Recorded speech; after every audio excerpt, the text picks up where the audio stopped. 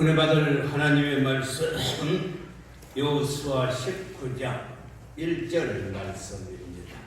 여호수아 19장 1절 말씀을 우리 다 같이 읽겠습니다. 둘째로 시몬 곧 시몬의 자손의 지파를 위하여 그들의 가족대로 제비를 뽑았으니 그들의 기업은 유다 자손의 중에서라. 아멘. 하나님께 영광의 박수를 드립니다. 옆사람과 합시다. 왕족이라면 어떻게 하시겠습니까? 아멘. 마태복음 5장 5절 말씀을 보면 온유한 자가 복이 있나니 그들이 땅을 기업으로 받을 것이요 라고 말씀했습니다. 우리가 생각하기는 사자나 호랑이가 모든 땅을 지배할 것 같은데 사자와 호랑이는 멸종위기에 있고 토끼나 너리나 사슴은 온 땅에 그냥 많이 퍼져 있는 것을 볼 수가 있습니다. 그래서 온유한 자가 복이 있나니 그들의 땅을 기업으로 받을 것이요 라고 말씀했어요. 오늘 본문은 이스라엘의 12지파의 땅을 분배하는 내용이 여호수아 18장과 19절에서 나타나 있습니다. 그런데 거기에 강자가 약자를 잘 품는 아름다운 장면이 나와 있어서 우리가 왕자라면 어떻게 하겠는가 라는 제목으로 설교를 합니다. 제비를 뽑아서 이 땅을 지파별로 분배를 하는데 시므온 지파는 땅을 분배받지 못해서 유다 지파가 자기의 분깃을 나누어주는 아름다운 이 모습이 잘 나타나 있습니다. 오늘 우리가 읽은 여호수아 19장 1절에서도 잘 말씀했어요. 둘째로 시몬의 자손의 지파를 위하여 그들의 가족대로 제비를 뽑았으니 그들의 기업은 유다 자손의 기업 중에서이로다 라고 이렇게 말씀했어요. 이 말은 시몬 지파는 땅을 분배받지 못하고 유다 지파가 차지한 땅에 더부살이로 들어가게 된 것입니다. 그렇다면 왜 이렇게 시므온 지파는 땅을 분배를 받지를 못했는지 자세히 알기 위해서 시므온이라는 사람이 어떤 사람이며 어떤 지파인지를 잘 알아야 될 것입니다. 시므온은 야곱의 첫 번째 부인 레아의 둘째 아들입니다. 야곱은 4명의 부인들로부터 12명의 아들을 낳고 그의 아들들이 이스라엘의 12지파가 된 것입니다. 레아는 르우벤, 시므온, 네이, 유다를 낳았어요. 그런데 둘째 시므온은 성격이 아주 괴팍하고 불같은 성격의 사람이었어요. 다시 말해서 온유하고 겸손하지 못한 사람이었어요. 포악하고 잔인했고 시기 질투가 많은 자가 바로 시므온이었습니다. 우리가 생각을 해봐도 한 남자로부터 4명의 아내에게 12명의 아들들이 태어났는데 배가 다른 형제들끼리 갈등이 없을 수가 없을 거예요. 그리고 시몬이 볼 때 자기 엄마 레아는 아버지 야곱에게 조금도 사랑을 받지 못한 것을 보고 자랄 때부터 마음의 상처가 아주 컸을 것이라 생각을 합니다. 그런데 자기 엄마의 동생 라헬은 아버지의 사랑을 독차지하고 또 라헬에게서 낳은 요셉과 베냐민만 아버지 야곱이 편애하고 특히 요셉에게는 채석옷만 입히고 다른 자식들과 차별적으로 대우를 했어요. 그로 말미암아서 불만이 가득 차 있던 차인데, 그러던 어느 날 들판에서 양을 치는데 아버지의 신봉을 한다고 요셉이 형들이 있는 곳까지 왔는데, 요셉이 오는 것을 보고 시므온이 창세기 37장 20절에서 이렇게 말을 한 거예요. 자, 그를 죽여. 누구를 죽이자고요? 요셉을 죽여 한 구덩이에 던지고 우리가 말하기를 악한 짐승이 그를 잡아먹었다 하자. 아버지에게는 악한 짐승이 요셉을 잡아먹었다 하자. 그의 꿈이 어떻게 되는지를 우리가 볼 것이 아니냐 하는지라 라고 말씀했어요. 요셉이 꿈을 꾸고 자랑을 했잖아요.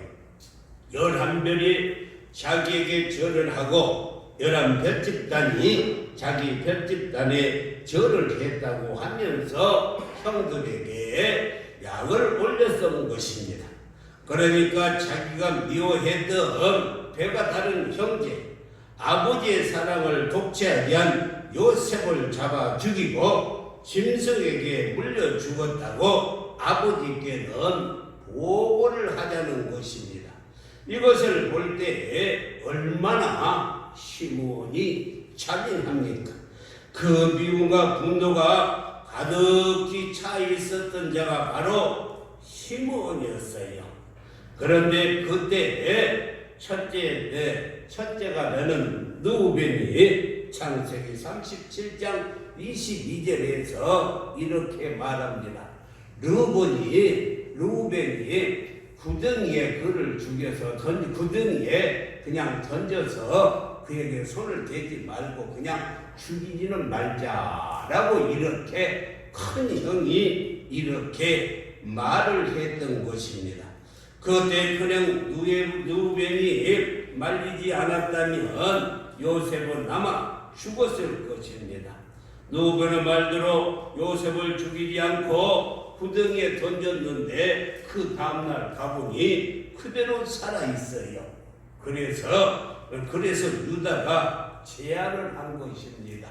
창세기 37장 26절에서 유다가 자기 형제들에게 이르게 우리가 우리 동생을 죽이고 그의 피를 덮어둔들 무엇이 유익할까? 그래서 미디안 상인들에게 은 20에 동생을 팔아가지고 동생이 애굽으로 종살이를 갖고 종살이를 하다가 감옥에 갇히는 파란만장한 삶을 살다가 바로의 꿈을 해몽이 tum으로 말미암아서 이란 애굽의 총리가 된 것입니다.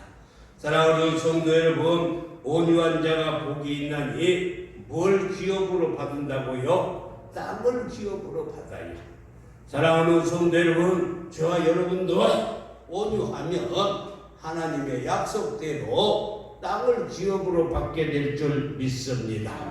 우리가 동생을 죽여서 구덩이에 던져버리고 아버지에게는 악한 짐승에게 물려 죽었다고 하자는 이 형의 시므온과, 아니 우리가 동생을 죽이고 그 피를 덮어둔들 무엇이 유익이 있겠냐가 하는 동생 요셉을 살려준 유다를 생각할 때 유다가 착하고 온유하기 때문에 하나님께서 그에게 땅을 많이 주신 거예요. 할렐루야. 포악한 시므에게는 하나님께서 땅을 전혀 주시지 않아서 유다의 땅에 더부살이를 하는 것입니다. 그리고 요셉이 훗날 흉년이 들어서 식량을 구하러 온 그 배다른 형들을 만나게 되었을 때 감정이 그래도 복받쳐서 울었다고 했어요. 그 중에 자기의 친동생 베냐민을 데리고 오라고 하면서 인질을 하나 잡아놓는데 그때 인질을 누구를 잡아놓았냐면 바로 시므온을 인질로 잡아놓은 거예요. 창세기 42장 24절에 보면은 시므온을 끌어내어 그들의 눈앞에서 결박하고 그를 인질로 잡아놓았어요. 인질로.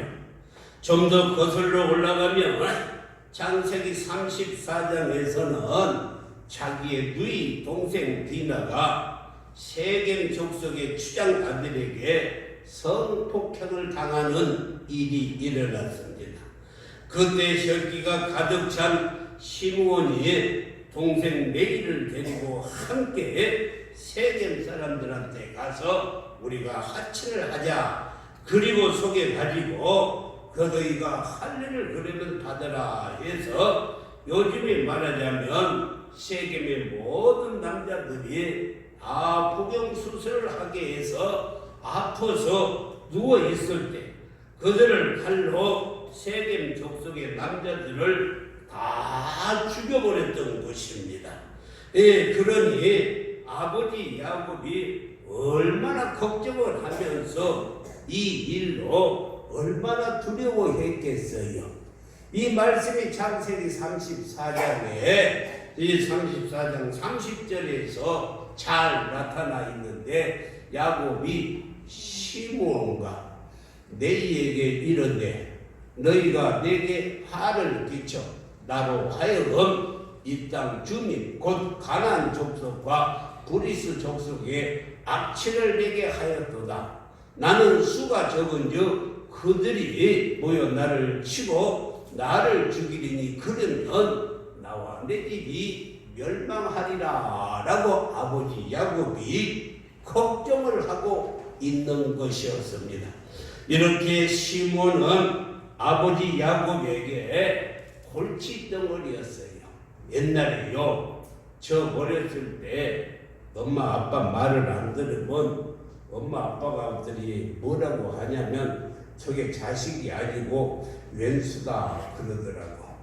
바로 시므온이라는 아들이 야곱에게서 왼수가 됐네.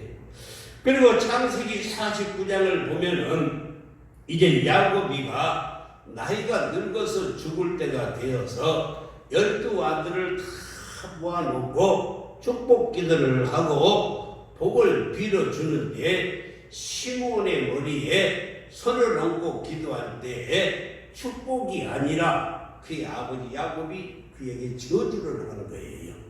창세기 49장 5절과 7절에서 보면은 잘 나타나 있는데 시므온과 레이는 형제요 그들의 칼은 폭력의 도구로다. 그리고 6절에 보면은 그들이 그대로 분노대로 사람을 죽이고 그대로 혈기대로 소의 발목 심줄을 끌었음이로다. 7절에서는 그 노여움이 혹독하니 저주를 받을 것이요 분기가 맹렬하니 저주를 받을 것이라. 내가 그들을 야곱 중에서 나누며 이스라엘 중에서 흩어버리겠다라고 이렇게 말씀을 했습니다. 흩어버리겠다는 거예요. 그래서 유다 지파의 땅에서 이렇게 붙어서 함께 살았는데 그 중에 레위 지파는 12지파로 흩어져 가지고 레위 지파가 제사장의 사명을 받았어요. 그러므로 이 시므온 지파는 훗날 북쪽으로 올라가 가지고 영영 착취를 감추고 사라져 버렸던 것이 바로 시므온 지파인 것입니다. 사랑하는 성도 여러분, 그리고 시므온의 6명 아들들 역시 부전자전이라고 아버지를 보고 배우는 것이 그것이었어요.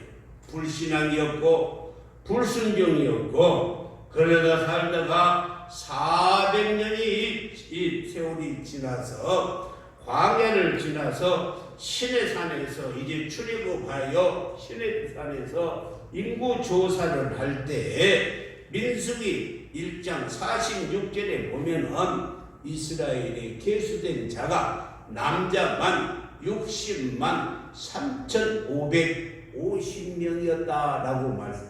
그러니까 이스라엘 백성들이 200만 중에서 전쟁터에 나갈 수 있는 20세 이상의 남자가 60만 3,550명이었어요.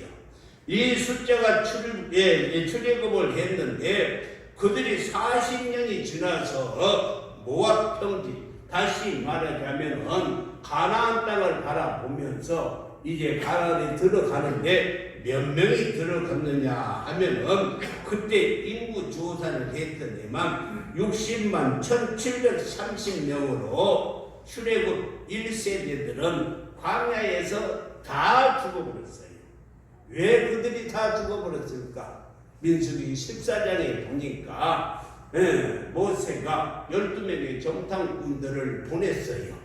그리고 나서 와서 보고를 하는데 2명 여호수아 갈렙만 우리는 하나님이 함께하니 저들이 우리의 밥이라 라고 이렇게 명령을 하고 하나님이 함께해 주시면 반드시 우리가 들어갈 것이라 했는데 나머지 10명은 죽어도 들어가지 못한다. 우리는 들어갈 수가 없다. 그 말을 듣고 이 이스라엘 1세대들이 모세를 대적하고 하나님을 원망함으로 하나님께서 그때 너희들의 말이 내 귀에 들리는 대로 내가 행하리라 하고 한 사람도 없이 다 광야에서 죽게 만들고 여호수아와 갈렙만 가나안 땅에 이들과 함께 들어갔는데 60만 1,730명이었습니다.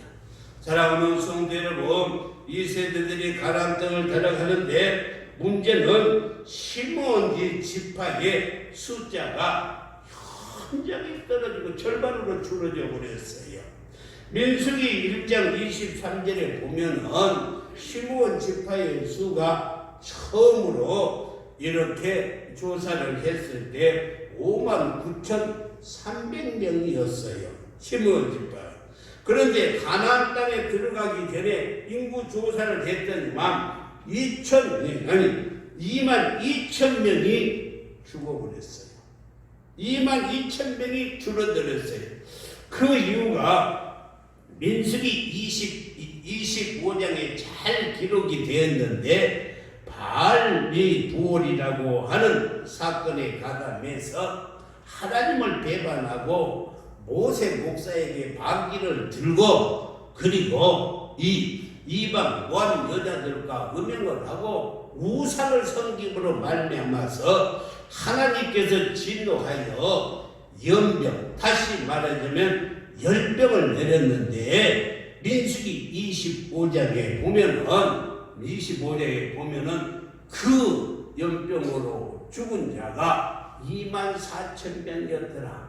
24,000명 중에 22,000명이 시므온의 족속들이었어요. 악한 시므온의 족속들이었습니다. 민수기 25장 14절에 보면은 죽음을 당한 이스라엘 남자가 곧 미디안 여인과 함께 죽음을 당한 자의 이름은 시므온이니 실레의 아들이요 시므온인의 조상 가운데 한 지도자라고 이렇게 말씀했어요. 그들은 하나님을 배반하고 모세 목사를 배반하고 우상을 숭배하고 이방 여인들과 음행을 함으로 시므온 지파가 저주를 받아서 광야에서 연병으로 22,000명이나 죽었어요. 이 일이 있고 난 후에 이스라엘은 광야 생활을 청산을 하고 요단강을 건너가기만 하면 되는데 모세가 요단강 앞에서 느보산에서 죽음을 앞두고 야곱처럼 12지파에게 모여서 다시 축복 기도를 해주는 것입니다. 그런데 그 축복 기도에 신명기 33장을 보면은 시므온 지파는 축복하지 해주지도 않고 그냥 모세가 지나가 버렸어요. 왜 그랬을까? 시므온 지파의 행적을 살펴보면 그들은 축복받지 못할 행동을 계속하고 있었다는 것입니다. 다시 말해서 하나님 앞에서 불순종하며 살았다는 것입니다. 그 결과 오늘 본문 우리가 읽은 여호수아 19장 1절에서 보면은 그들의 기업은 유다 자손의 기업 중에서 쭉 얻어서 빌붙어서 살게 한 것이에요. 사랑하는 성도 여러분, 그렇습니다. 네, 산산수원에 우리가 읽은 마태복음 5장 5절에 온유한 자가 뭘 차지한다고 그랬어요? 땅을 기업으로 차지한다라고 했어요. 땅을 기업으로. 그런데 시므온 지파는 온유하는 것이 아니라 난폭하고 늘 하나님을 원망하고 모세를 대적하다 보니까 그들에게는 땅을 받을 수가 없었어요. 땅을 분배를 받지 못했어요.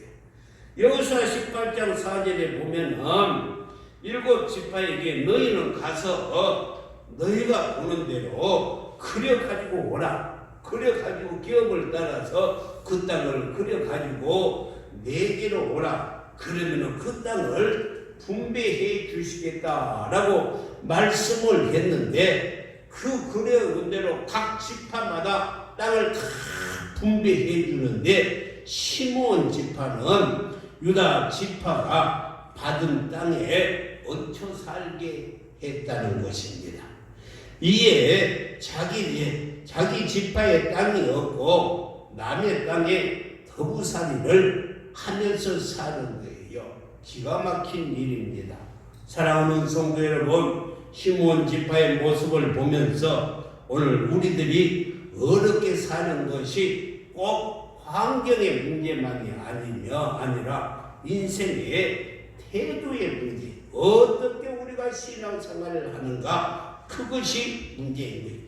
인생 성공은 자기의 지식이나 경험, 자본이나 이런 것에 달려있는 것이 아니라 우리가 어떻게 하나님을 섬기며 어떻게 신앙생활을 하며 어떻게 주의 종을 섬기는가에 따라서 하나님께서 축복해 주셔요. 이런 말이 있지 않아요? 뱀은 같은 물을 먹고 독을 만들어내지만 젖소는 똑같은 물을 먹고도 우유를 만들어낸다라고 말씀을 했어요. 주어진 환경은 다 똑같은데 뱀은 독을 만들어요. 젖소는 우유를 만들어요. 어떤 사람이 감옥에 들어갔어요. 감옥에 들어가지고 늘 이를 악물고 하는 말이 나를 고소한 그놈을 나가기만 하면은 내가 가만두지 않을 것이다 하고 일을 알고 있다가 늘 그런 생활을 하다가 그냥 정신이 돌아버려 가지고 감옥 안에서도 또 안에 그 감옥 정신병원에 갇혀있는 신세가 되어버렸다는 것입니다. 그런데 어떤 사람은 감옥 안에서도 조그마한 창문에서 들어오는 햇빛을 바라보고 또 별빛과 달과 구름과 하늘의 바람들을 바라보면서 그걸 가지고 시를 쓰기 시작했어요. 그런데 그가 쓴 시가 최우수상을 받게 되어서 모범수로 조기 출소를 하게 되었다라고 말씀했어요. 똑같은 감옥인데 원망하고 불평하는 자는 이 정신병자가 되고 똑같은 죄수가 있다 할지라도 감사하며 할 때 그는 조기 출소를 했다는 것입니다. 이것이 환경의 문제가 아니라 환경을 임하는 태도가 중요한 것입니다.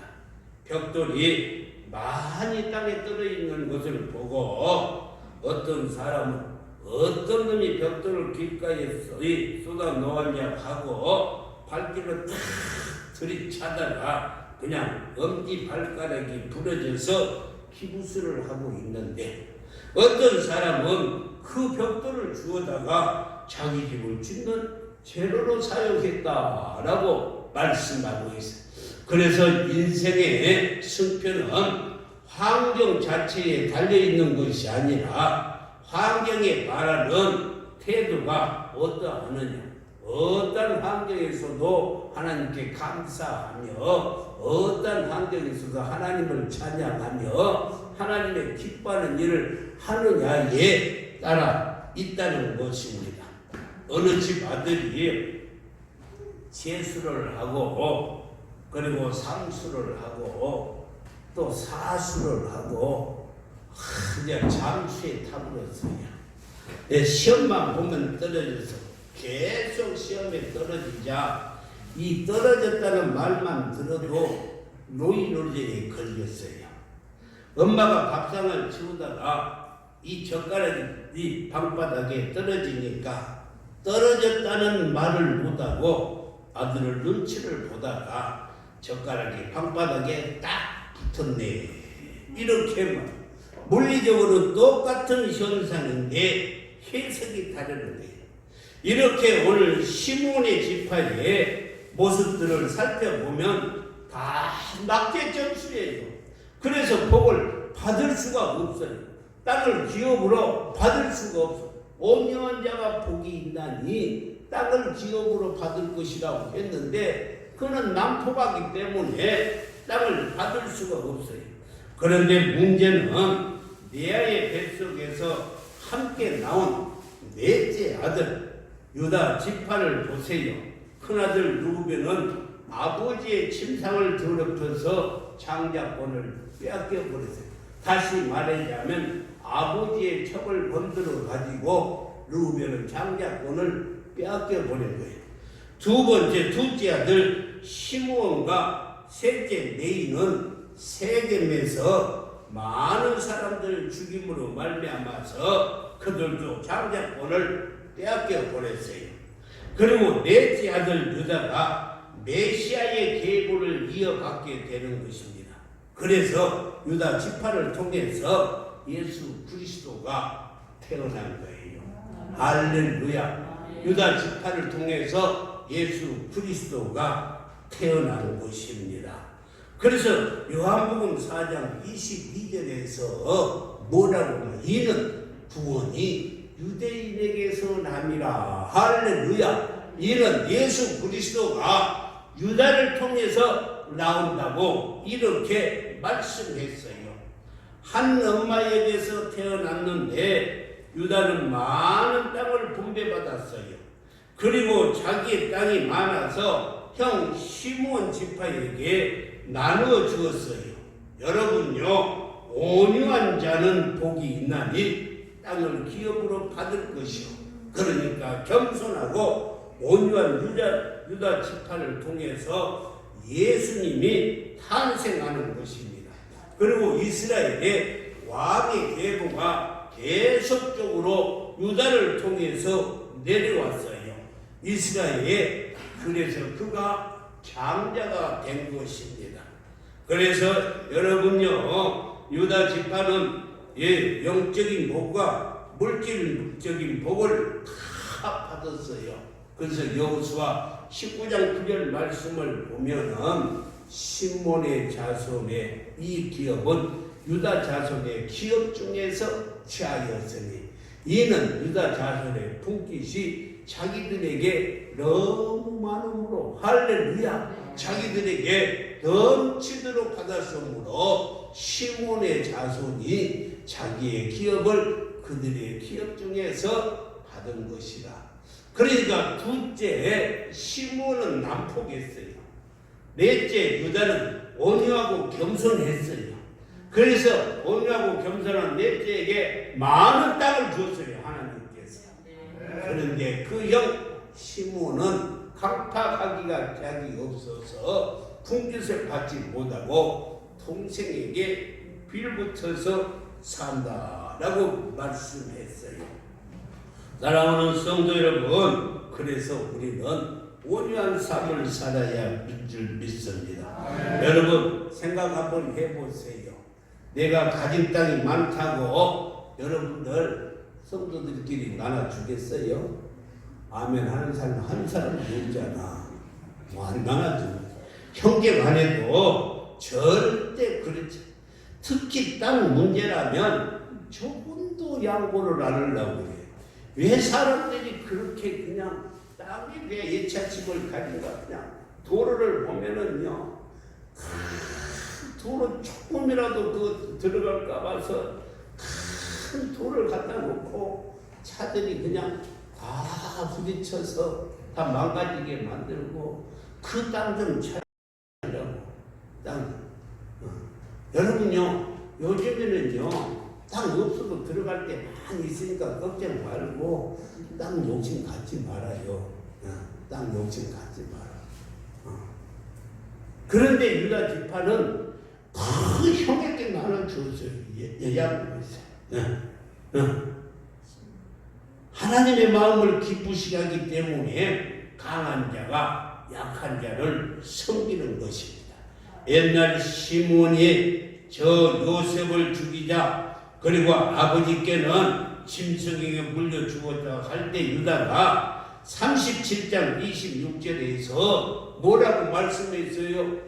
유다가 자기 형제들에게 이르되 우리가 우리 동생을 죽이고 그의 피를 덮어둔들 무엇이 유익할까? 그러면서 약한 자를 돌보고 지켜주고 살려주고 하는 유다의 모습을 보면서 이 사람은 유다를 왕의 지파로 세워서 왕권이 유다를 통해서 계속적으로 이어지면서 그 후손을 통해서 예수 그리스도가 태어난 거예요. 할렐루야. 여기 로마서 15장 1절 말씀을 보면은 그래서 사도 바울도 믿음이 강한 우리는 마땅히 믿음이 약한 자의 약점을 감당하고 자기를 기쁘게 하지 아니할 것이라 라고 말씀했어요. 여기서 감당한다라는 말은 헬라어로 바스티즈라는 말인데 믿음이 연약한 사람, 부정한 사람을 우리가 짊어진다는 거예요. 받아준다는 뜻입니다. 여러분 길거리에 가로수를 심고 나서 거기에다 삼각으로 받침대를 이렇게 세워놓지 않아요. 넘어지지 않도록 그 버팀목을 세우는 것이 바로 바스티즈라고 하는 것입니다. 오늘 여자관자의 약점을 감당하는 사람이 강한 자입니다. 우리 예수님은 십자가상에서 우리의 연약함, 죄와 허물로 인하여 영원히 죽었던 우리의 죄를 대신에 짊어지시고 우리의 약점을 다 감당해 주신 줄 믿습니다. 그 은혜로 인하여 저와 여러분이 오늘 구원받고 하나님의 자녀가 되고 복된 삶을 살게 되는 줄 믿습니다. 이것이 유다 지파에 흐르는 스피릿이다. 여러분 잘 들으세요. 뉴욕에 가면 두 개의 공항이 있어요. 하나는 케네디 공항이 있고 또 하나는 라가디아 공항이 미국 뉴욕에 가면 두 개의 공항이 있어요. 그런데 이 국제에서 외국으로 나가는 이 비행기는 케네디 공항을 많이 이용하고 국내에서 다니는 사람은 라가디아 공항을 이용을 하는데 라가디아는 법을 집행하는 판사였어요. 라가디아의 별명은 리틀 플라워라 해가지고 작은 꽃이라고 하는 별명이 있어요. 그는 판사 시절 인상적인 사건이 있어서 많은 사람들로 하여금 그가 존경을 받고 리틀 플라워라라는 칭찬을 받았어요. 하루는 라가디아 판사가 집결심판소에서 판결을 하고 있는데 경찰이 나이 먹은 노인을 붙잡아 가지고 왔는데 제목이 절도죄였어요. 절도죄. 남의 가게에 들어가서 빵 하나를 훔쳐 먹었다는 것입니다. 그래서 라가디아 판사가 어르신은 전에도 빵을 훔쳐 먹은 일이 있습니까? 하고 물으니까 아니에요. 절대 그런 일이 없습니다. 그러면 왜 오늘은 남의 빵을 훔쳐 먹었습니까? 그러니까 그 어르신이 하는 말이 지갑에는 돈이 하나도 없고 배가 너무 고파서 어쩔 수 없이 빵 하나를 그냥 훔쳐서 먹었습니다. 그 말을 듣고 라가디아 판사가 아무리 배가 고파도 남의 것을 도둑질해 먹는 것은 그건 분명한 죄입니다. 그래서 나는 죄를 묻지 않을 수가 없어서 어르신에게 10달러에 벌금형을 처하겠습니다 하고 10달러의 벌금형을 처했어요. 그리고 나서 라가디아 판사가 하는 말이 있는데 우리 함께 한번 읽어봐요. 시작. 그다음 이 노인의 책망만은 아닌 것입니다. 모두에게 일만의 책임이 있을 것입니다.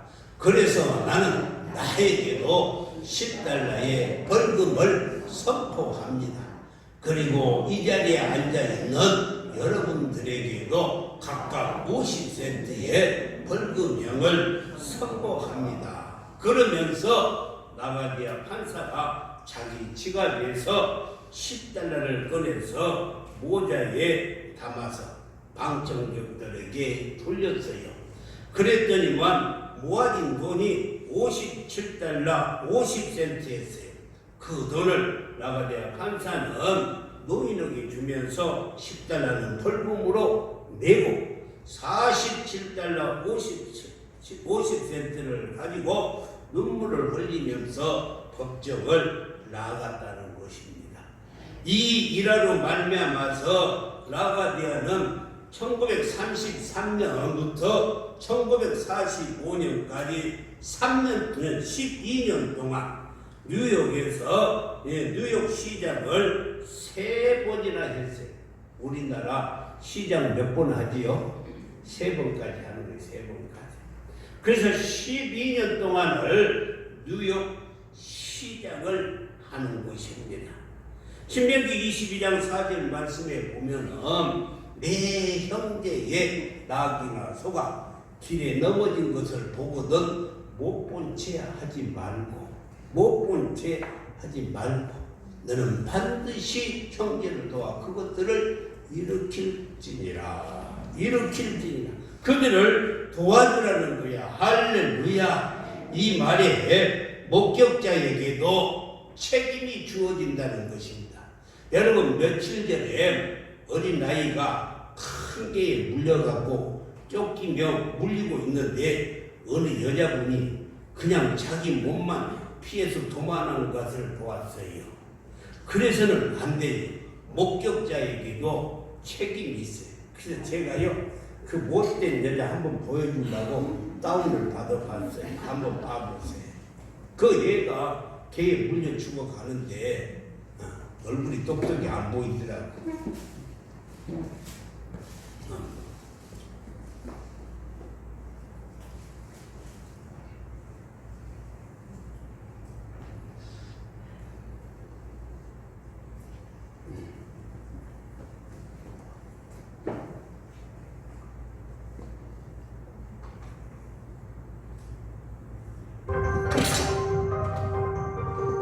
걔가 지금 족대 가고 있잖아요. 저렇게.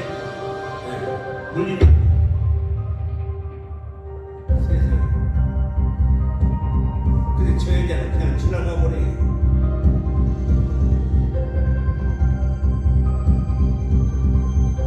성경은 저런 사람에게도 책임이 있다는 것입니다.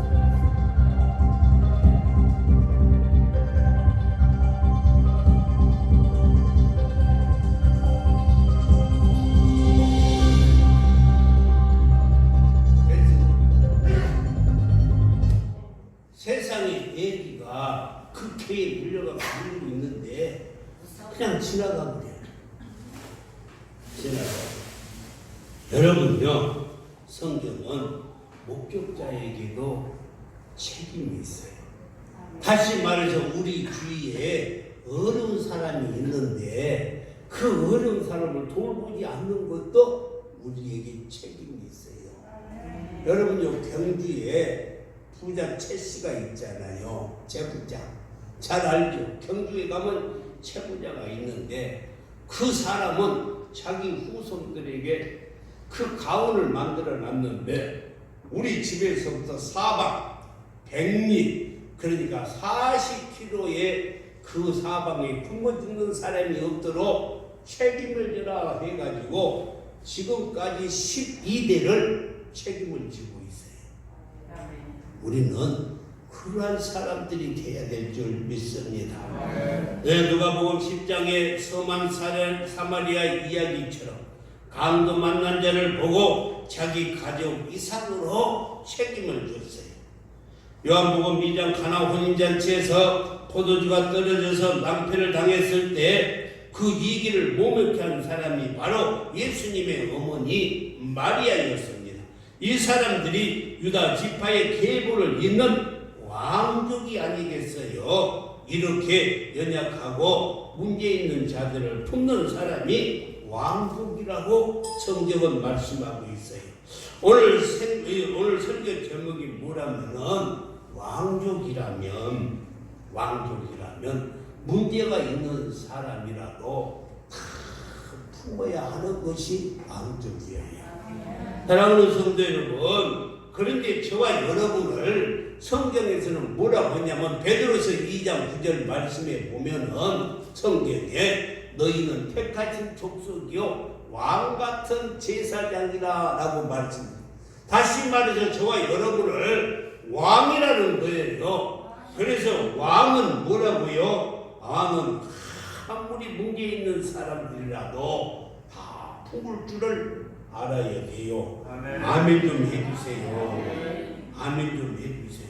그러므로 우리는 오늘도 연약한 자, 문제 있는 자들을 다 품을 수 있고 끊어 안을 수 있는 왕족이 되기를 주님의 이름으로 축원합니다. 기업이 없는 이 시몬 지파에게 자기 땅을 내주은 유다가 넷째 아들이면서도 왕권을 이어가지고 그 유다를 통해서 후손을 통해서 예수 그리스도가 오는 통로가 되었어요.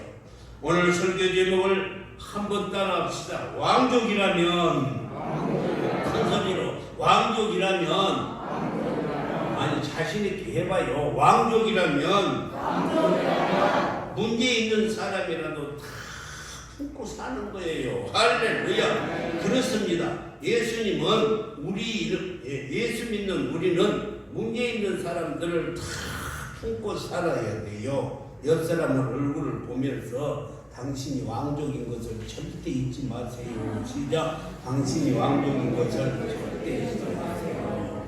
할렐루야. 이 말은 주위에 어려운 사람을 다 품고 위로해주고 권면해주고 살아나는 것입니다.